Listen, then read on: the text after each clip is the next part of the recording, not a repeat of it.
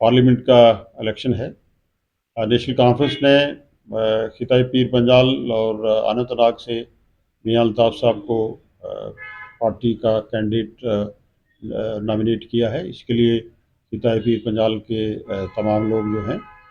वो पार्टी के नहायत ही ममनून हैं कि उन्होंने एक सही जो है फैसला जो है बर वक्त फैसला लिया है। मैं ये भी ज़रूरी समझूंगा कि इस पार्लियामेंट की इलेक्शन की जो अहमियत है, मैं कहूँगा जितने भी इलेक्शन आज तक हुए हैं वो इतनी इम्पोर्टेंट के इलेक्शन नहीं थे जो इस बार पार्लियामेंट का इलेक्शन हो रहा है। मैं आपके रेफरेंस के लिए, आपकी जानकारी के लिए, लोगों की जानकारी के लिए ये कहूँगा कि 1952 का जो इलेक्शन था वो एक रेफरेंडम के तहत इलेक्शन किया गया था। क्या देश के लोग इस देश को एक डेमोक्रेटिक देश हुकूमत देना चाहते हैं या इसको हिंदू स्टेट बनाना चाहते हैं? और हमें बड़े फख्र से ये बात कहनी पड़ रही है कि उस वक्त के तमाम हिंदू, मुसलमान, सिख, ईसाई ने ये रेफरेंडम दिया था कि इस मुल्क को एक डेमोक्रेटिक सिस्टम दिया जाए, इसको इस मुल्क में जमहूरियत हो और ये कोई किसी मजहब के नाम पे किसी उस पे ये स्टेट ये मुल्क ना हो। और आज का जो इलेक्शन है जहां 1952 का ये रेफरेंडम था कि इस मुल्क को क्या डेमोक्रेटिक सिस्टम दिया जाए या हिंदू स्टेट बनाया जाए, और आज का जो रेफरेंडम बीजेपी ले रही है वो ले रही है कि हमने जो आयन है हमारा, जिस आयन ने हमें तमाम हकूक दिए हैं, यहाँ रहने के हकूक, खाने के हकूक, पीने के हकूक, यहाँ पर्सनल सिक्योरिटी के हकूक, एजुकेशन हकूक, यहाँ हर किस्म के हकूक हमें दिए हैं। यहाँ के हिंदू मुसलमान को बराबरी के हकूक दिए हैं, मजहबी आज़ादी है यहाँ। ये सब हकूक जो है ये तलब करना चाहती है ये जो मौजूदा जो सरकार है, और वो उसमें ये रेफरेंडम ले रहे हैं कि आप हमें अक्सरियत में लाएं ताकि हम ये जो काले कानून यहाँ हैं, जैसे एनआरसी है, जैसे आप सिटीजन अमेंडमेंट एक्ट जो उन्होंने लागू किया है जिसमें मुसलमानों को सिरे से ही निकाल दिया है, तो मैं ये कहूँगा कि इस वक्त जो लड़ाई है वो कानून के तहफ़्फ़ुज़ की लड़ाई हम लड़ रहे हैं कि हमें अपना आयन बचाना है, यहाँ की जो हिंदू मुस्लिम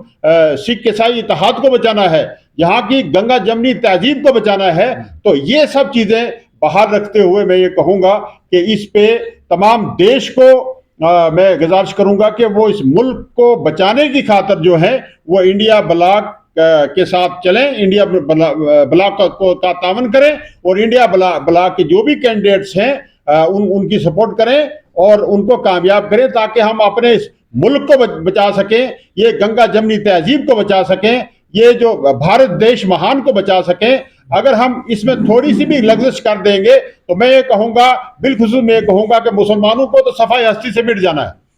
इस इलेक्शन के बाद, और यहाँ की जितनी भी माइनॉरिटीज हैं उनको भी खतरा लाहक है। तो मैं आपसे ये गुजारिश करूँगा कि इस 2024 के इस इलेक्शन में आप इंडिया ब्लॉक की सपोर्ट करें और आयन की तहफ़्फ़ुज़ जो यहाँ हमें आयन दिया है इस डेमोक्रेटिक मुल्क ने, उसकी तहफ़्फ़ुज़ के लिए आप लड़ें, उसकी तहफ़्फ़ुज़ के लिए आप सामने आए। तो मैं ये गुजारिश करते हुए खिताए पीर पंजाल के लोगों को लास्ट में मैं गुजारिश करूँगा कि यहाँ भी हमारी सफ़ू में दुश्मन ने लोगों को, अपने एजेंट्स को घसीट दिया गया है। मैं यहाँ के गुज्जर पहाड़ी को जो आज एक ही सफ में खड़े हो गए हैं सब, मैं उन सबको ये गुजारिश करूंगा कि आप में जो भाईचारा रहा है आज तक, हालांकि मैं कहूँगा कि लाख साजिशें की हैं दुश्मन ने हमें तोड़ने की, हमें लड़ाने की, लेकिन मैं मुबारक करूंगा यहाँ की गुज्जर पहाड़ी कम्युनिटीज को, यहाँ के हिंदू मुसलमान को कि वो नहीं लड़े, वो दुश्मन की साजिश में नहीं आए। कहते हैं कि मैं कहूँगा ये सागर शीशे लाल गोहर सालम हूं तो कीमत पाते हैं, यूं टुकड़े टुकड़े हूं तो चुभते हैं लहू रलवाते हैं। मेरी गुजारिश ये रहेगी कि आप सबको इंडिया ब्लॉक के जो कैंडिडेट हैं मियां अल्ताफ साहब, उनकी सपोर्ट में सबको आना चाहिए। और पीर पंजाल के जो मसाइल हैं, क्योंकि ये बॉर्डर दोनों इजला हैं और दूसरे यहाँ डेवलपमेंट के मसले हैं, इन सब को हम आगे लेके इंशाल्लाह चलेंगे। तो मेरी आपसे यही गुजारिश रहेगी, एक तो पूरे देश के लोगों से कि इंडिया ब्लॉक की सपोर्ट करें, और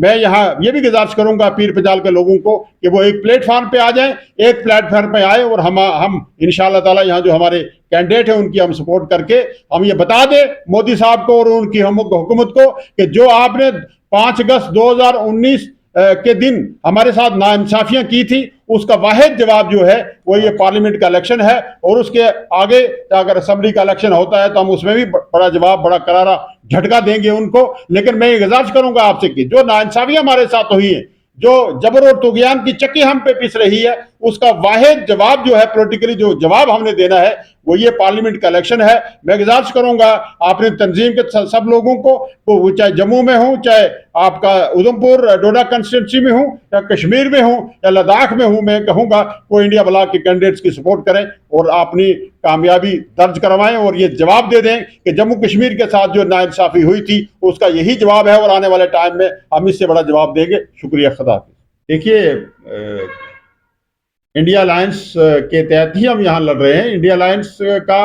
ये एक बुनियादी मैं कहूँगा कि एक इंडिया अलायंस का जो एक फार्मूला ये था कि जो सीट जिसके पास है वो उस पर लड़ेगा। तो ये 3 सीटें जो हैं कश्मीर की हमारे पास थी, तो उस पर जो है इंडिया ब्लॉक ही लड़ रहा है।